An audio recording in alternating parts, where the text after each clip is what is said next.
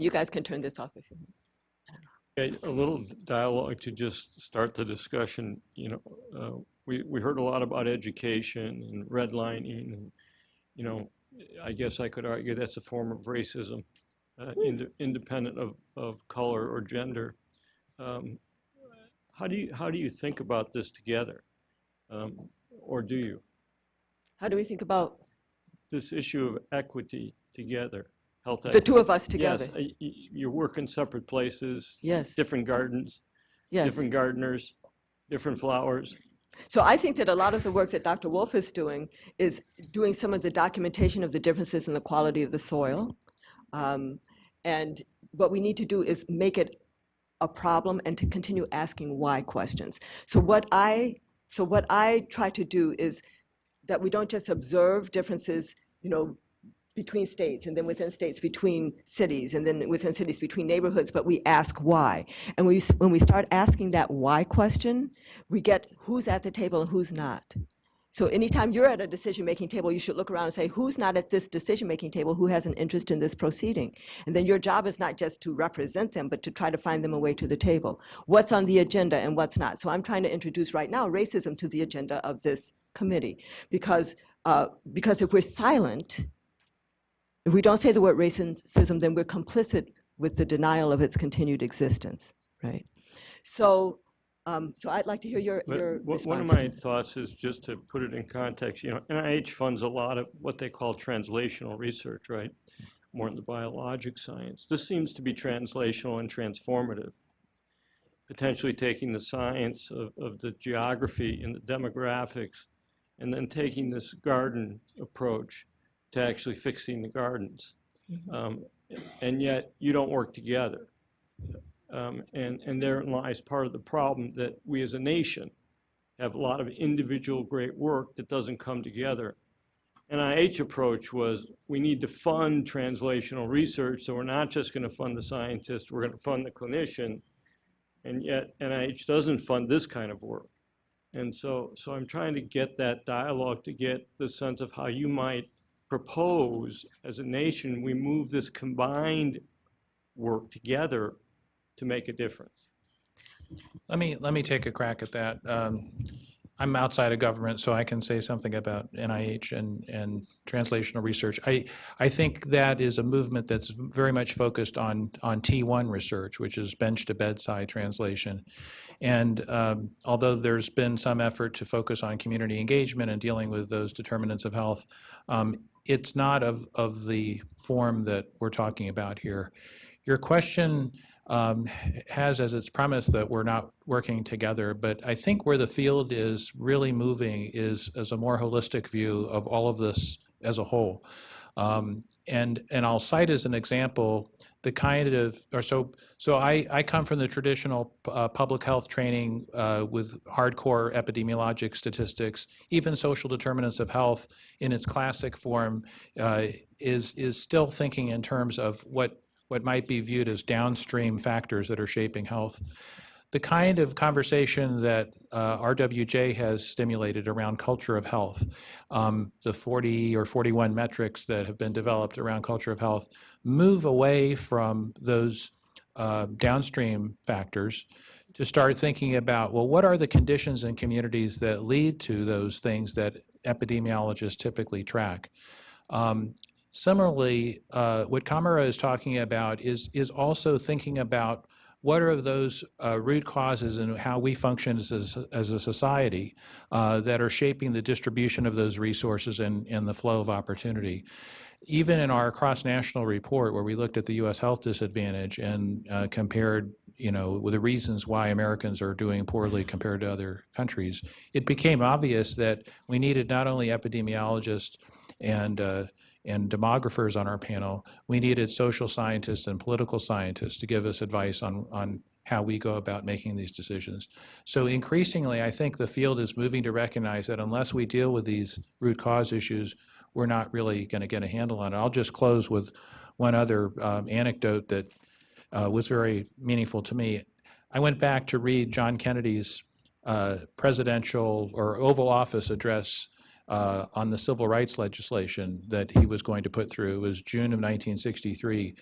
And if you go back and read that televised address, he builds an argument for why there needed to be civil rights legislation. He basically starts quoting a whole bunch of statistics about the current state of affairs for the African American population. He didn't use that term, but in any case, he mentioned that the probability of an infant dying was twice as high if it was an African American baby compared to a white baby. Well, if you sit down and track the ratio of African American mortality to whites since 1960 to now, that ratio has basically stayed locked in between 2.3, 2.4, 2.5 for, what is it now, 60 years?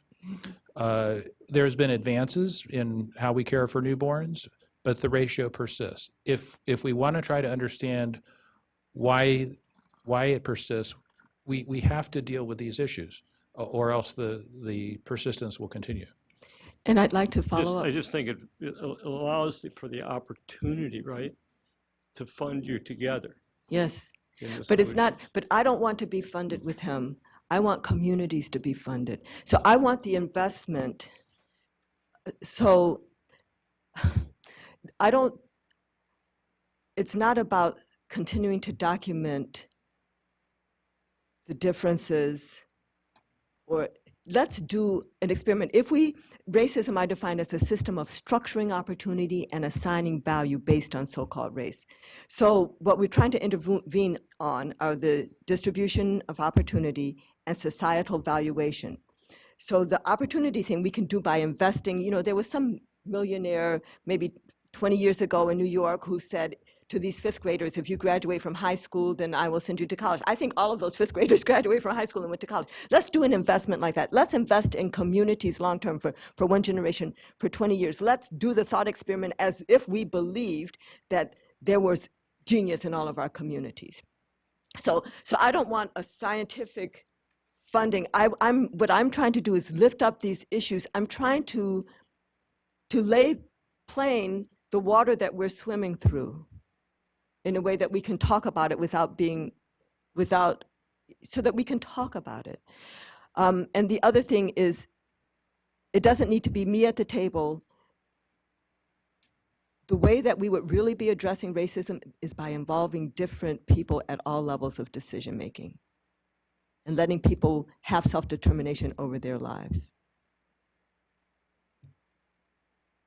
I just want, before you ask your question, I don't want to end this good conversation. So I think if you're okay with it, instead of taking a break, people should stand up as needed, go to the bathroom, use biology breaks as needed, and there's refreshments over here to not feel rude if you need some refreshments to get them. Is that okay with everyone? So I'm sitting here and I'm thinking, if only the two of you had more information and more conviction at your disposal, you know? So a couple things, maybe one for each of you, although you can obviously respond to either or both. So one, Stephen, you pointed us to this list of, this list of why the differences, right? All these social determinants of health, and you said, that together they account for a lot. So one question I had was, if you had some general sense of how much they don't account for, and whether or not there are differences in the amount accounted for by race, right? So do these together tend to account for more with respect to African Americans than, Asian Americans and so on? Another, then I think, one of the dangers of this, of course, is, right, race disappears, right? If we say, gosh, if we control for A, B, C, D, and F, G, then gosh, the race, racial difference is relatively modest. And, Dr. Jones, I think you made I'm with you on race really matters, and especially when it comes to, what do we do about it, right? So this gets to my second question, and certainly, I know that you're well aware of this, but the gardener, and we can be careful about how far we take metaphors and analogies, but the gardener says, doesn't think it's about the soil, and you made some allusion to that, doesn't think it's about the sun, the water, doesn't think it's about the historical conditions of the garden. So, my question is, yeah, as a practical matter, as someone who's obviously been doing this work and with passion a long time, how do you think about getting the gardener? Yeah, maybe if it's you're talking about, R.W., Robert Wood Johnson or Ford, or it may be a little easier perhaps to get them to believe that's true, but for lots of others, including the red flowers, I think it's very difficult to make that case, certainly in a way that will be actionable and in fact acted on. So how do you think about moving that conversation? Should I take that first and then go to you? Okay. So, I already forgot the one thing. What was the first question? I was going to respond to something on that. Okay, and so, okay, what I want to say on that, but the second question, I think that we have 3 huge barriers, maybe 4 huge barriers in achieving health equity and having the gardener understand what's going on. The first is that as a nation, we are ahistorical. So we think that things have always been the way that they are when we're born and that they'll always be this way. So one thing is for us to, even at decision-making tables, say, well, how did this problem come to be this way, and take a look at the history, but also to teach history in our schools and teach everybody's history, full histories in our school, and to own up to the histories, that history matters, that if I'm bicycling up a hill and you're coasting down a hill and then we're going to start a race here at this level, at the same level, that is not a fair race, okay? The second barrier in terms of achieving health equity and all of this is that we have an inordinate focus on the individual in this nation. It's a societal problem. And so it makes systems and structures irrelevant, and pull yourself up by your bootstraps and all of that. And we don't feel there but for the grace of God go by. We don't feel we're all in this together. We don't feel anything. We don't even care about our cousins across town, right? And the third thing is that we're,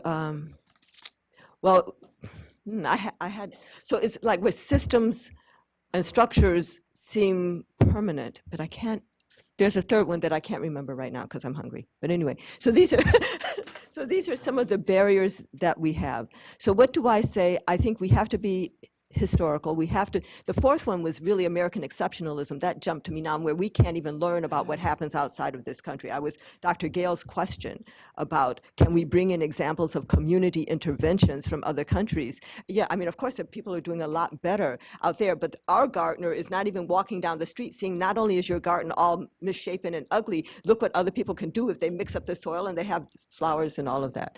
So, so we have these real societal barriers. How do we handle those? I think acknowledge them first of all. Oh, the myth of meritocracy is the other one that I wanted to lift up. So the myth of meritocracy that goes something like this: if you work hard, you'll make it, right?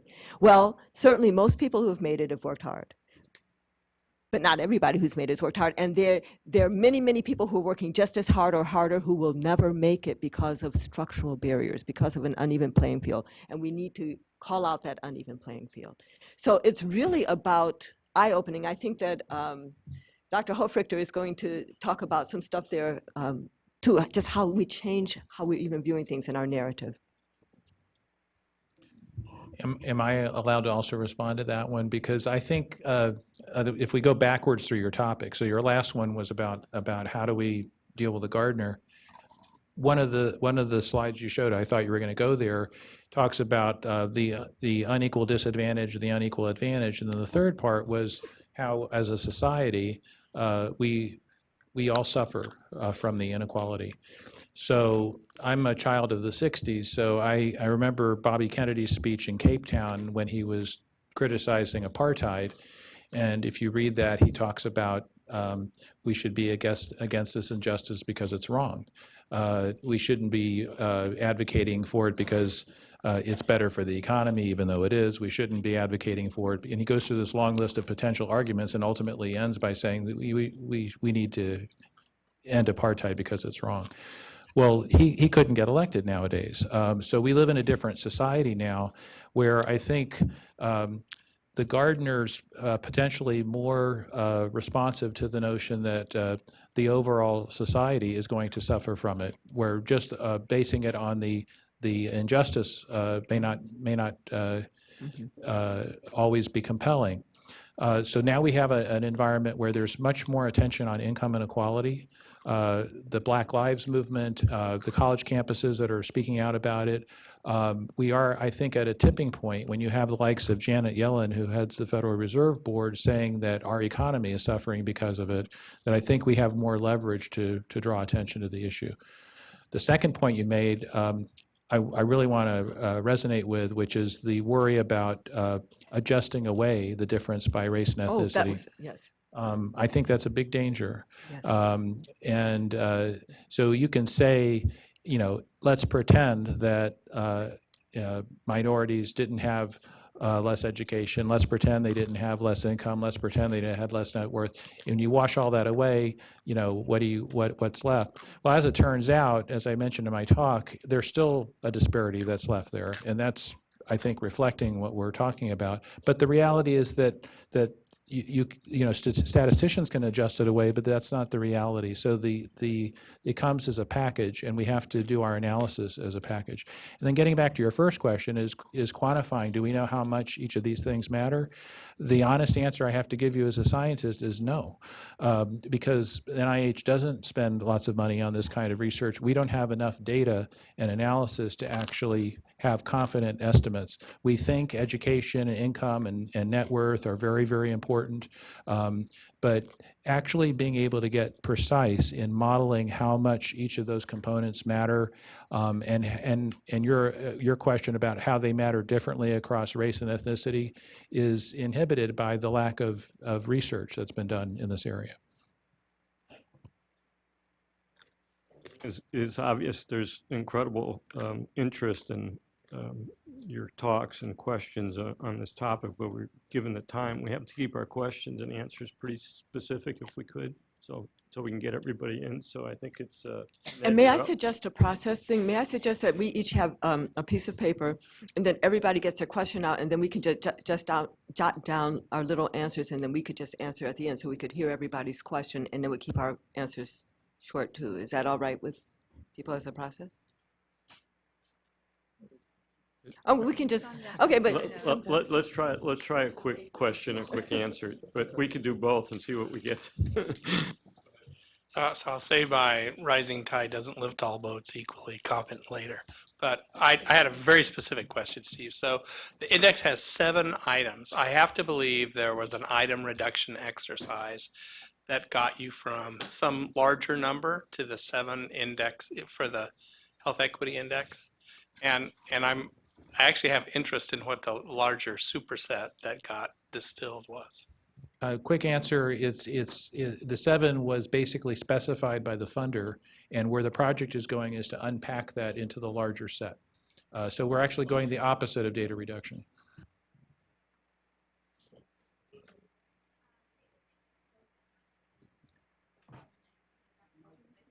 Microphone. Because I've used your reports so much with my colleagues in transportation and housing and talking about health outcomes, and it's always so powerful for people to understand that health outcomes are not as good as other places. One of the questions was on life expectancy, since that can be such a great and important measure, but it often doesn't reflect shorter term changes as we're thinking about interventions. And as you're looking at the index, are there any other proxy measures that you're looking at or using that have been really great in the short term? Life expectancy is a measure that we feature in our life expectancy maps that we do for the foundation. But for other projects, I agree with you completely. It tends to be a very compelling number that gets public attention and gets media attention. But in our Health of the State study, we have 41 health outcomes that we're looking at, because you have to look at the life course and look at health outcomes that are specific to each age group. And you have to look at the very diverse factors that make a difference between, say, homicide rates and diabetes rates, or infant mortality or low birth weight. We're talking about apples and oranges here. So just thinking in terms of life expectancy alone is inadequate to really unpack what's going on under the surface. Kendall? Yes, I want to thank both of you for your comments. And I had a question for Dr. Jones specifically about the unspoken lessons. When you mentioned about the grocery stores and going in without your coat, I do that all the time.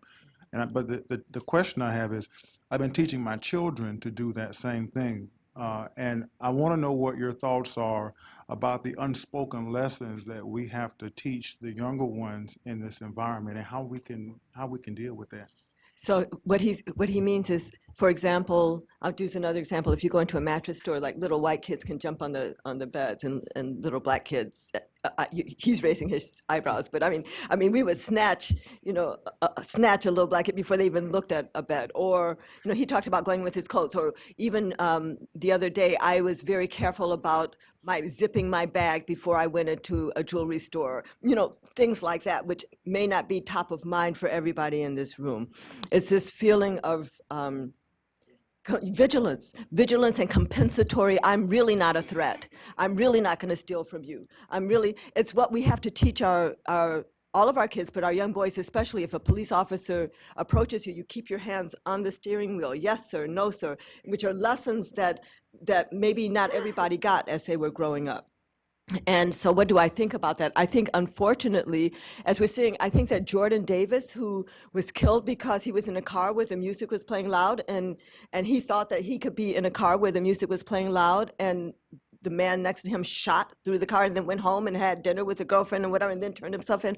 That young boy, Jordan Davis, thought that he was fully human and could do that. Trayvon Martin thought that he could walk home, all right, and that when somebody was chasing him, that he could stand his own ground and protect himself. But unfortunately, in many places in this country, that's not the situation. So I have a 19-year-old son, and so he grew up, all free, black and free, and then as each of these things kept happening in the news, and I would say, okay, Malcolm, you need to come and look at this, you need to know. And I would keep trying to give him the black boy lesson thing. I'm not trying to cramp his style. I want him to be free and powerful in his full self, but I also need him to protect his life, right? And what we just did last week, my sister gave us this kind of thing that you use in the car to break through the glass if you're in a river. I don't know why, but also it's something, so it's a thing that if you have it on your seat, it could look like a gun.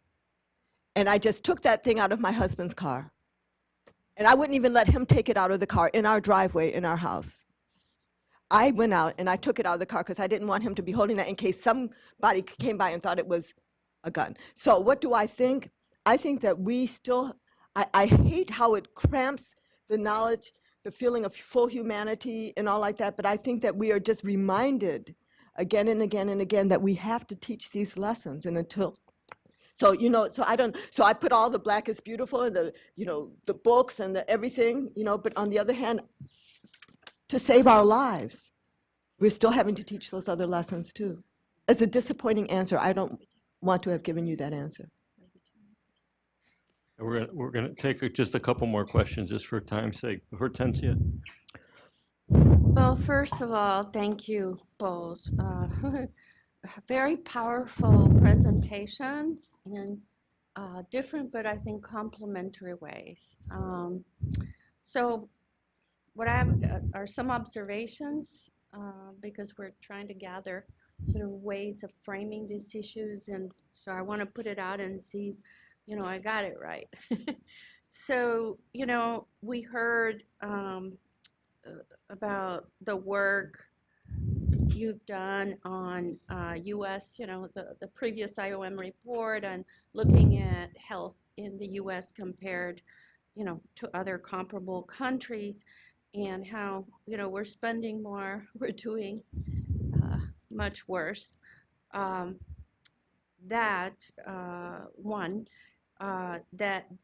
Within the U.S. we see these variations by place and demographic factors.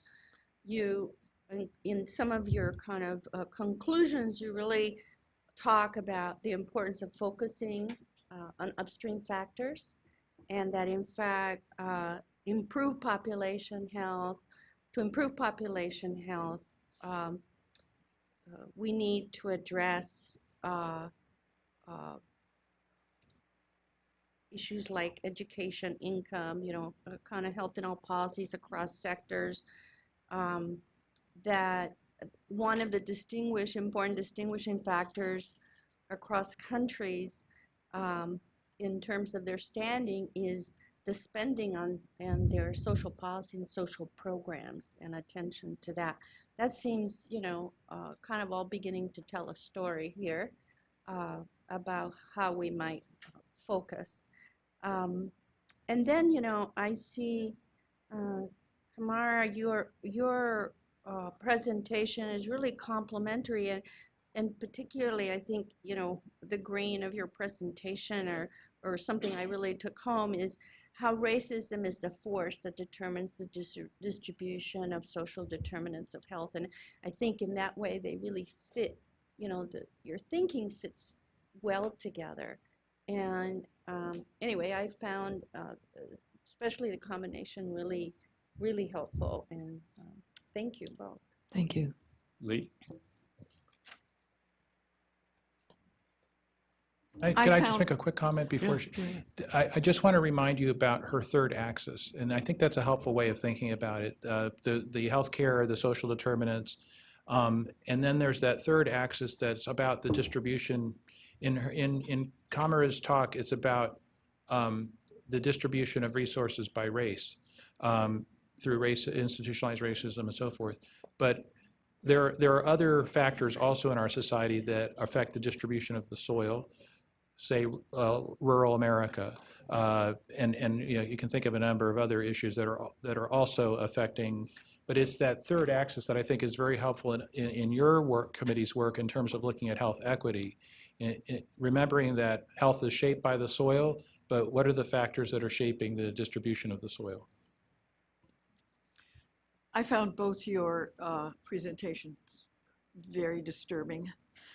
And I want to pick up on two things that I found particularly disturbing because I think they have some relevance for our work. One is what you said, Stephen, about since 1963, the disparity in infant mortality has not changed. I was at OEO when we funded the early neighborhood health centers. We funded Jack Geiger as our very first one. And those neighborhood health centers really did something very broad in those neighborhoods. And they did reduce infant mortality. Why has that not affected the long-term population differences? Is it only because everybody has improved, and therefore the improvements around the disadvantaged neighborhoods didn't matter that much? Or how do you explain that? My second disturbing thing is when you mentioned, Dr. Jones, the Eugene Lang offering those third graders college tuition. As a matter of fact, they didn't all go to college. It didn't work. And what he discovered was that it wasn't enough to offer them money.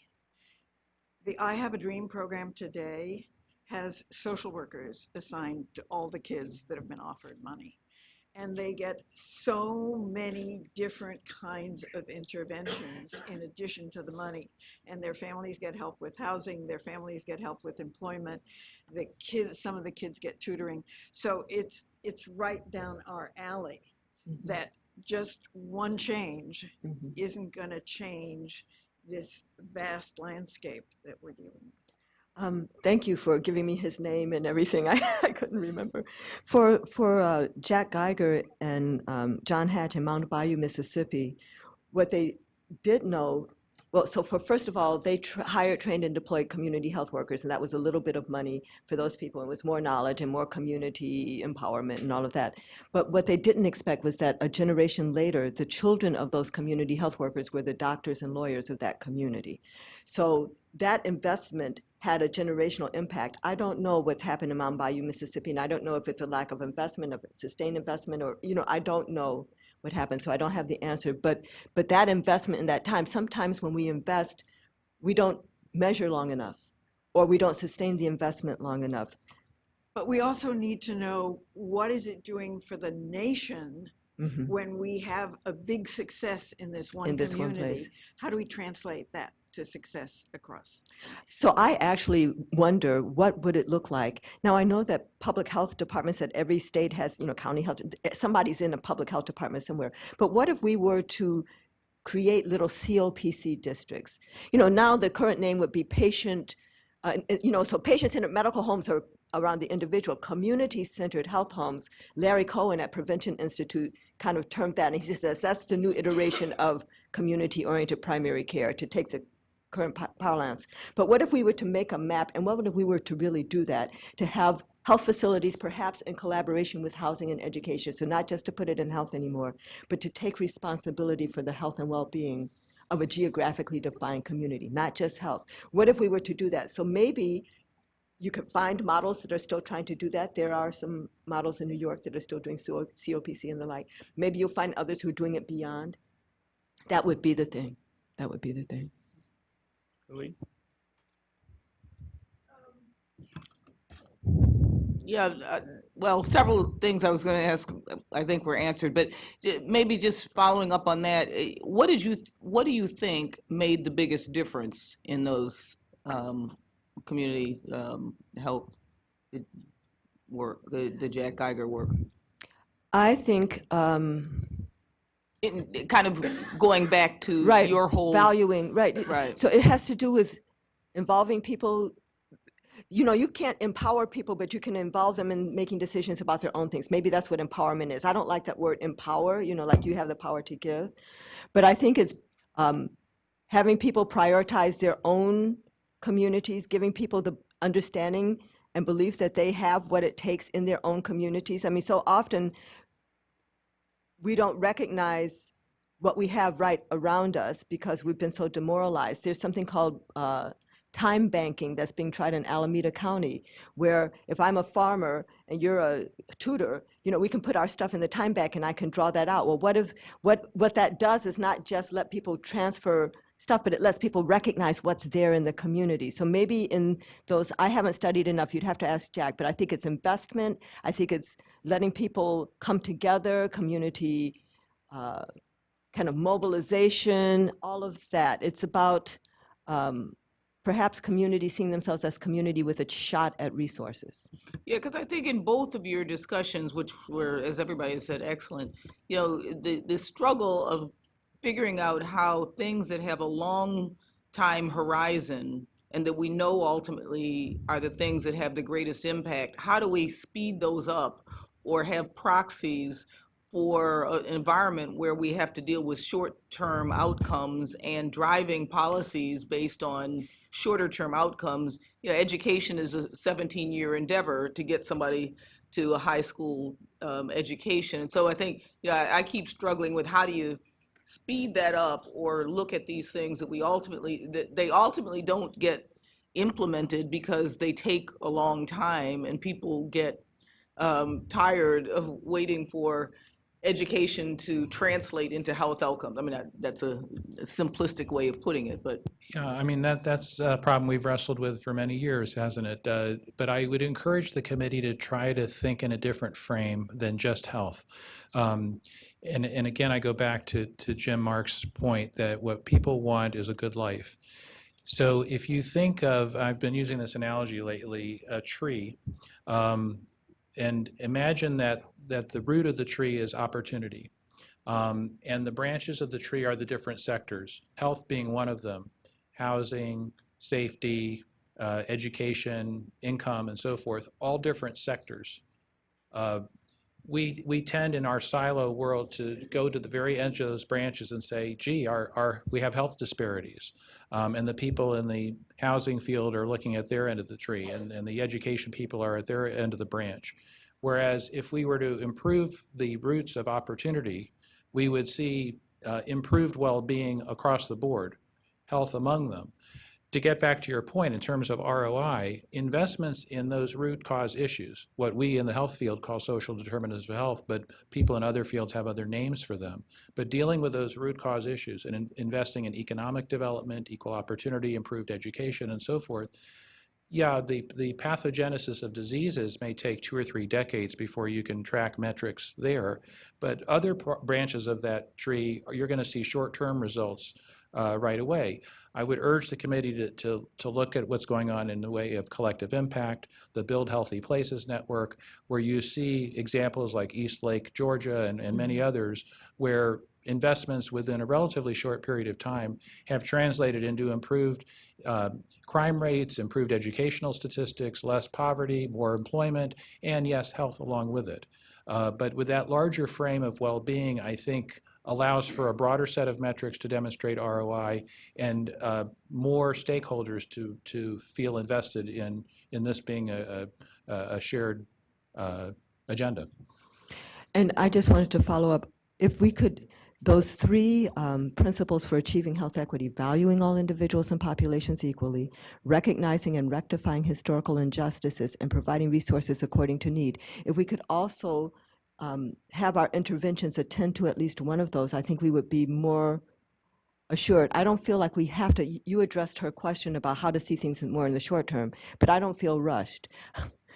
I don't think we have to, that we shouldn't feel constrained that our stuff has to have an impact evident in 10 years or whatever. But if we do things that are bringing people to the table, that's how you value everybody equally. Providing resources according to need. Just some counties may have to go without for 10 cycles while another county gets investment. To recognize and rectify historical injustices always, to ask how did this problem come to be this way, then those interventions will have fruit. Maybe you say I believe that. Maybe as I was talking, I said, but maybe I don't have the evidence for it. Yeah. Sister Carol, will be our last question Wow, what a burden here. for this session. Thank you both very, very much. You know, one of the things I was very pleased to hear you be so honest about, you know, Robert Kennedy talking about just because it's right, you know, he wouldn't get himself elected. We look at the incredible polarization and lashing out that's going on. And as someone who watched very closely when Hillary Clinton was not able to get a health plan through, and almost President Obama wasn't able, one of the biggest pieces was, and I go back to your garden, if you get health care, it's going to take something from me. And so I go back to, how do you say we'll have a much lovelier house and a much lovelier garden in total, the common good, if we have a little of your soil, or even if we don't take your soil, but we don't give you any more until we fix this soil. I mean, I think that's going to be, you know, you can look at those statistics and they're the most compelling thing you'll ever see. But getting people to say, you have a health disparity problem, I don't. And I got here by my own bootstraps and I pulled it up. So either now or, and some of it you just talked a little bit about, but either now or as we go through this year, if you have thoughts on how to make the case compelling for a better world when we're talking about, you know, building a wall and keeping the Mexicans out and cutting off the Muslims and don't let a Syrian come in, when, I mean, we've got a couple of incredible examples right here of people who came as kids, as refugees, and most of us are the children of refugees. And so that is where I think the problem is going to be, not being able to statistically and scientifically show the issue, but to create a case for, you will be better off if the people in your neighborhood and in your city and your state have health equity. That's going to be, I think, one of our biggest challenges. Let me respond to that, because it was something we conscientiously tried to do on our IOM committee, which was to think about how to frame this for people who aren't motivated based on the moral arguments that we all shared. And basically the talking point was, we're all in this together. And our data showed that, as I said in my talk, rich Americans die earlier than rich people in other countries. And this us versus them mentality is actually not reflected in the evidence.